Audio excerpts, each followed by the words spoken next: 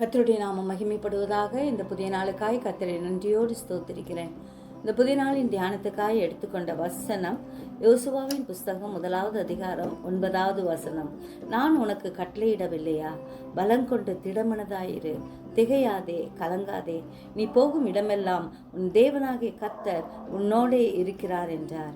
யோசுவாவை ஆசீர்வதித்த கர்த்தர் நம்மையும் அவர் ஆசீர்வதிக்க வல்லமையுள்ள தேவனாயிருக்கிறார். அவர் நம்மை விட்டு விலகுவதும் இல்லை, நம்மை கைவிடுவதும் இல்லை. கர்த்தருடைய வேதத்தில் பிரியமாயிருந்து அதில் எழுதியிருக்கிற ஒவ்வொரு வார்த்தைக்கும் செவி கொடுப்போம். நாம் அப்படி செவி கொடுத்து வந்தால் நாம் போகும் இடமெல்லாம் ஜீவ ஒளியிலே நம்மை நடத்துகிற ஆண்டவர் நம்மை வழி நடத்துவார். அவரே நமக்கு வெளிச்சமும் ரட்சிப்புமானவர். எதை குறித்தும் பயப்படாதபடி திருவசனத்தை ஜாக்கிரதையாய் பின்பற்றுவோம். நம்மோடே கூட இருந்து நம்மை பாதுகாக்கிற கர்த்தரை எப்பொழுதும் அண்டிக் கொள்வோம்.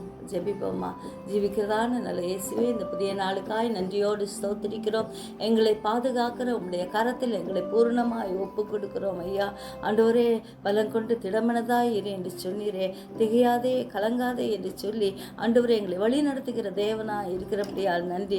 நாங்கள் போகும் இடமெல்லாம் ஆண்டவரே அப்பா, நீர் எங்களோடு கூட இருக்கிறபடியால் நன்றியோடு ஸ்தோத்திரிக்கிறோம். உம்முடைய கிருபை எங்களை தாங்குகிறபடியால் நன்றியோடு ஸ்தோத்திரிக்கிறோம். ஆண்டவரே, விசேஷமாய் உலக நாடுகளின் சமாதானத்துக்காய் ஜெபிக்கிறோம். ஆண்டவர் இறங்கி அற்புதங்களையும் அதிசயங்களையும் செய்யும்படியாய் ஜெபிக்கிறோம். உம்மால் கூடாத காரியம் ஒன்றுமே இல்லை. அதற்காக நன்றி செலுத்துகிறோம் ஐயா. எங்கள் ஒவ்வொருவரையும் ஆண்டவரே உம்முடைய திருக்கரத்தில் வெறுமையாக்கி ஒப்பு கொடுக்கிறோம். நீரே பாதுகாத்து கொள்ளும், பலப்படுத்தும். ஆண்டவரே, உம்முடைய நீதியின் வலது கரத்தினால் எங்கள் ஒவ்வொருவரையும் தாங்கும்படியாய் கெஞ்சுகிறோம். செட்டை நிழல்ல தருகிறோம். இயேசுவின் மூலம் ஜெபங்கேளும் பிதாவே, ஆமென்.